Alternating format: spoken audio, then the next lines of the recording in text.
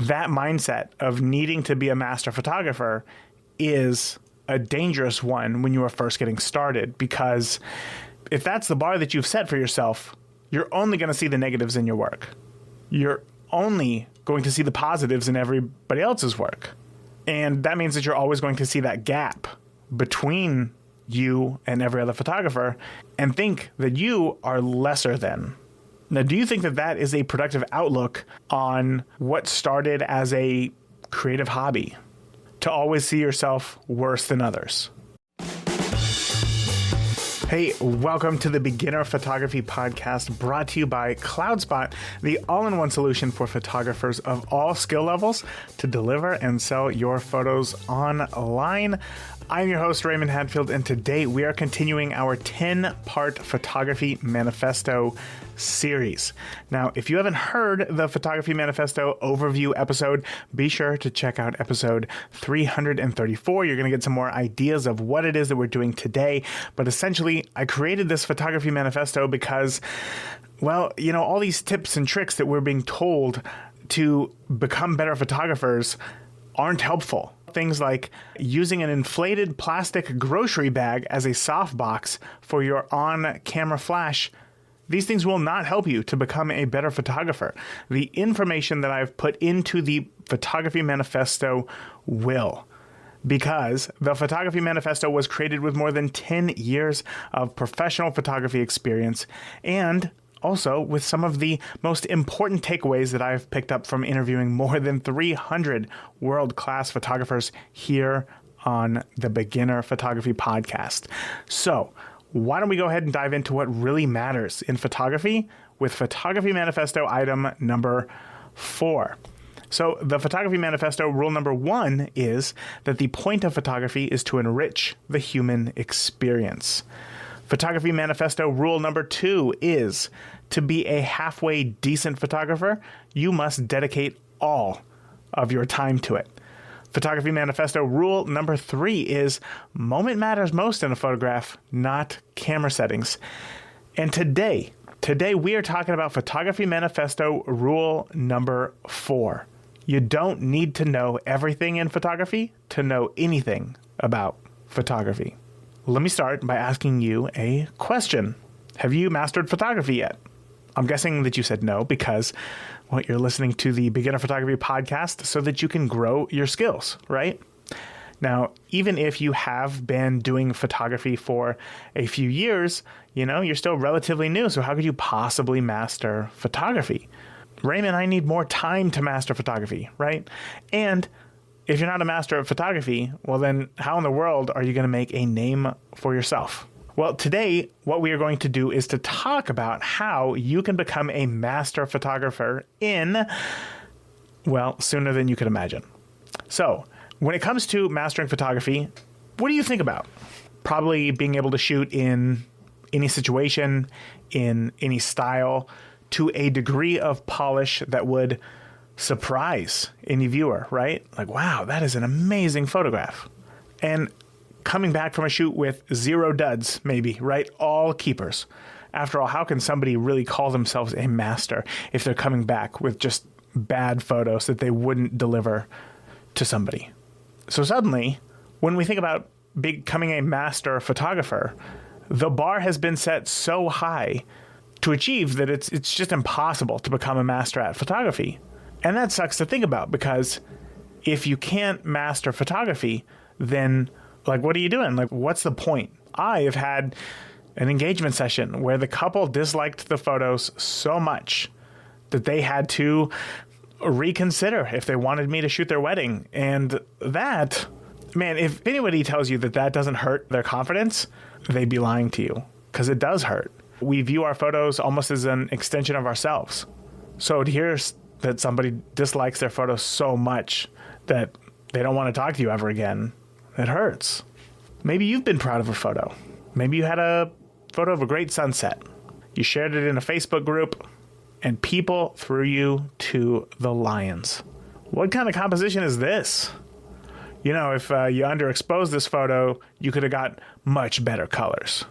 Did you take this with a cell phone? I remember my first camera and thinking that I was suddenly a professional. Those are all real comments that I found online posted to somebody's photo of a sunset.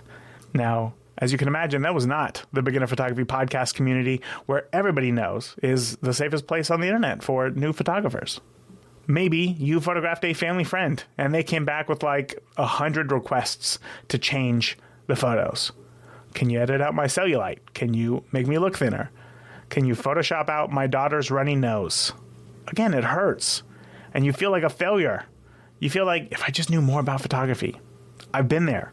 Specifically with that last example, with the little girl who was sick and had a runny nose. I was like, whose nose do you want me to Photoshop in? Like, that's weird.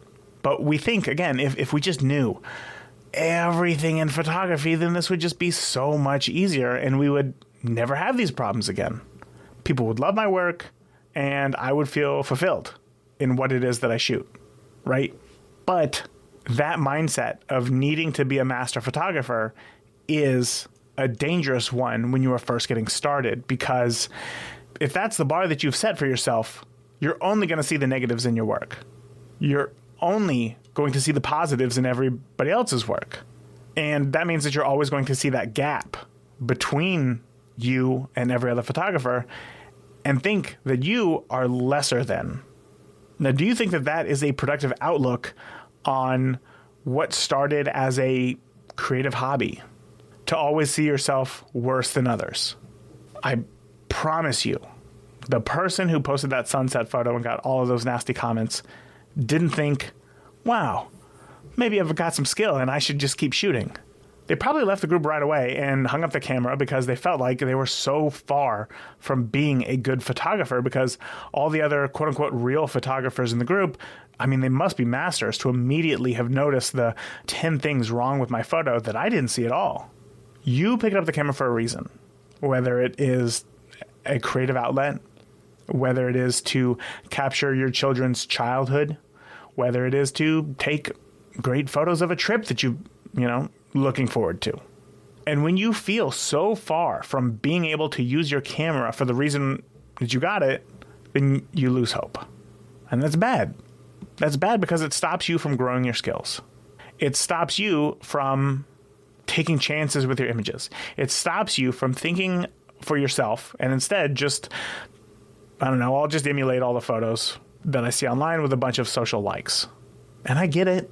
We all want our stuff to be liked. We want to post a photo and everybody says, holy cow, this is the best thing I've ever seen ever. You are great at this. You make me feel good about myself when I look at your images. There's no denying that, that is human nature. People want other people to like our stuff. It hurt when that couple told me that they were reconsidering me to be their wedding photographer. I made something for them and they didn't like it.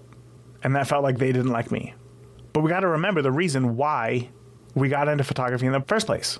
If it's to take photos of maybe the beautiful flowers in your neighborhood, well then who cares what Cool Guy 93 said online?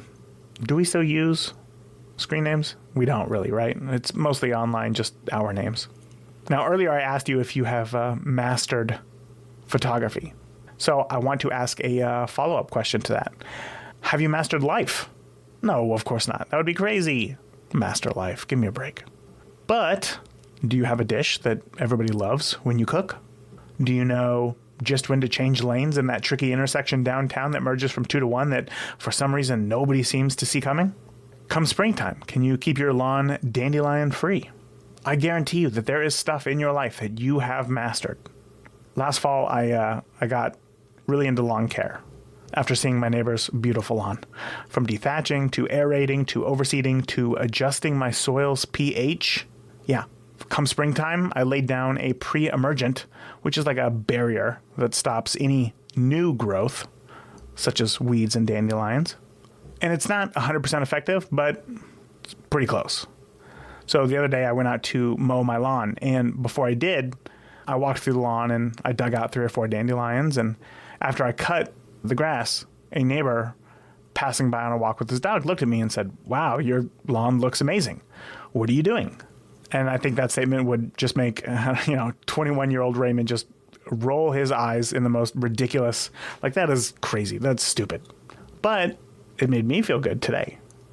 However, all that came to mind when my neighbor said that was every dandelion that I just picked, every bare patch that I still have in the lawn, the spot where you can totally see a different grass seed was used from the rest of the lawn, and therefore it's a totally different shade of green.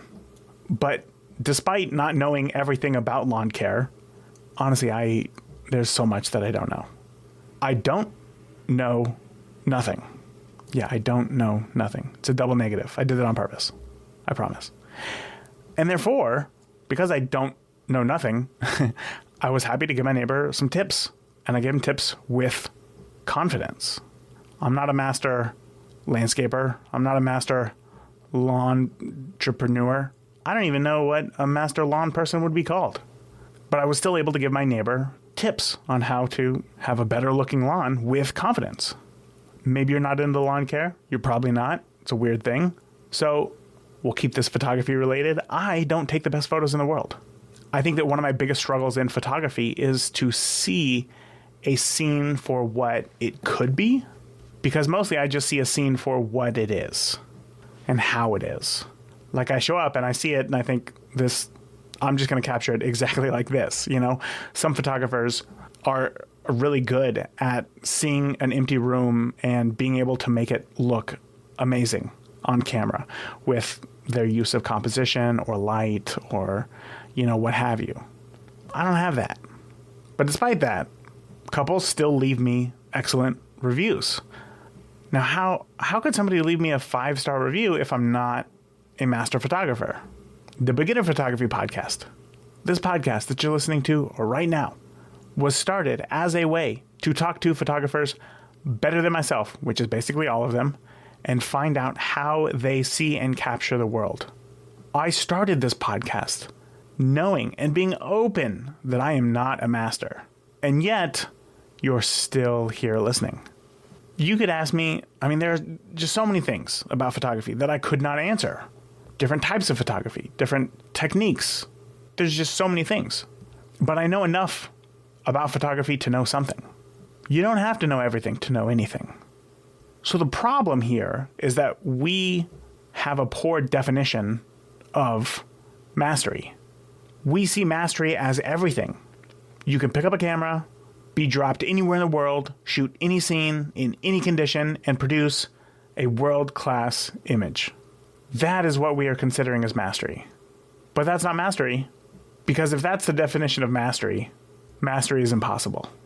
If you think of any photographer that you could name, they're good at something. They're really good at something. Perhaps they've mastered something, but they haven't mastered everything. They find the thing that they're good at. They find the thing that they like, and then they master that. Just because somebody is really good at shooting portraits and getting a natural emotion out of somebody doesn't mean that they'd be a good landscape photographer. But does that mean that they're also a bad portrait photographer if they're not a good landscape photographer? No, it doesn't. And suddenly it seems wild that we would assume that mastery is knowing everything. We need to think of mastery in a smaller sense. And we need to see mastery also as fluid. When my son was younger and his bike had training wheels on it, he thought that he was a master when he learned how to ride up the curb without tipping over, because you got to go straight on. If you go at an angle, one of the training wheels is going to hit first and it's going to tip you over to the side. So if you go straight on, that's the only way that you can go up a curb with training wheels. And once he figured that out, he thought that he was the master. Like, I have mastered riding a bike. I've done it. When I turn the pedals, I go forward. When I stop the pedals, I stop. When I go down the curb, I go straight. When I go up the curb, I go straight. I don't fall off. I'm a master. But then we took off the training wheels. And suddenly, the goalpost for mastery moved until he could jump off of the curb. Go fast enough, hit the corner, boo, use it as a launching pad, launch himself off the curb, and land, not fall off, not scrape up his elbows. Then he became the master. And then we got him a bike that has different gears, a mountain bike. And suddenly, there was a new goalpost for mastery. And for him, it was being able to ride his bike without his hands on the handlebars, and still being able to take a turn. Now, none of those versions of mastery there would win him the Tour de France. Though I would never tell him, once he learned how to ride his bike without hands on the handlebars, oh yeah, that's cool, but it's not winning the Tour de France, because that would crush him. Because winning the Tour de France to him is not mastery. When we're kids, everything is not mastery. Anything that we do better than the day before becomes mastery. And that's the mindset that we need to adopt again. Smaller versions of mastery. Mastering your shutter speed. Mastering your aperture. Choosing the right aperture. Master looking for light. Master knowing the story that you want to capture. Master capturing the right moment to tell that story. Mastering waiting until the right second to press the shutter button. Master knowing how to organize your photos on your computer. Master keeping those photos safe. Mastering how to import your images into Lightroom. Master delivering photos. And that's an easy one. You just go to deliverphotos.com and grab a free CloudSpot account. Everybody knows that. It's beautiful. It's easy to use. You can even earn money with your images. Boom. Mastered. When you go out and you shoot and expect to come back with just, great images that perfectly capture an event and the happy faces of the people there and the atmosphere and the light to the point to where it feels like you're there when you took the photos. You're going to be disappointed because you're expecting total mastery. But when you go out and shoot and you focus on being intentional about light's direction and accurately exposing your images, well, there you can make progress quickly. And when you look at those photos on your computer, you can say with accuracy whether you did a good job or not. When you go out and shoot and you focus on getting your subject to laugh and look natural, you'll know right away if you did a good job or if you need more work. When you go out and shoot and you focus on focus, the light, the moment, the subject, all those can be garbage. But if you got that photo in focus like you wanted to, well, then you are one step closer to mastery. You don't have to walk around with a light meter. You don't have to be a social extrovert. You don't have to know every focusing mode and how it works with every lens and every photography type before you pick up a camera and start. When you go out and you can consistently get images in focus after struggling with it for a while, man, that builds your skill level. When you can go out and consistently get your subject comfortable in front of the camera, that builds confidence. And when you can go out and you can see light's direction and work with it, that builds better overall photos. You know that photography is a journey. You know that photography is not a destination, a mythical destination at that. Because techniques, technology, best practices, those are always changing. And therefore, the elusive quote-unquote mastery title changes with it. It is impossible to achieve total mastery. So take a moment for yourself. Ask yourself, what can you shoot better today than you could a year ago, a month ago? Whatever that is, celebrate your move towards mastery in that subject. Go ahead, pat yourself on the back. Then take a moment to ask yourself, well, what do you wish you were better at in photography? Or what do you wish was easier for you? That's the thing that you need to work on next. Having a weakness in your skill set does not mean that all of your photos are useless or garbage or don't count for anything. This is a process of changing your mindset. And this process takes time. The process of learning photography takes time. The process of learning what you want to say with your camera takes time. So the more that you can enjoy the process rather than simply seeing the gap between you and mastery and getting overwhelmed, the faster you're going to grow as a photographer. You don't have to know everything to know anything in photography. You can be brand new, and your thoughts, your images, they're valid. They're also going to change with the more experience that you get, the closer that you move towards mastery in a given subject. Keep at it. I am here for you. That is it for this manifesto episode. To listen to the full manifesto overview of all 10 manifesto rules, check out episode 334. And remember, the more that you shoot today, the better of a photographer you will be tomorrow. Talk soon. Thank you for tuning into this week's episode of the Beginner Photography Podcast. If you enjoyed today's episode, please share it with a friend. Start a conversation. Grow together. That is it for this week. Remember, the more that you shoot today, the better of a photographer you will be tomorrow. Talk soon. Thank you for listening to the Beginner Photography Podcast. Keep shooting, and we'll see you next week.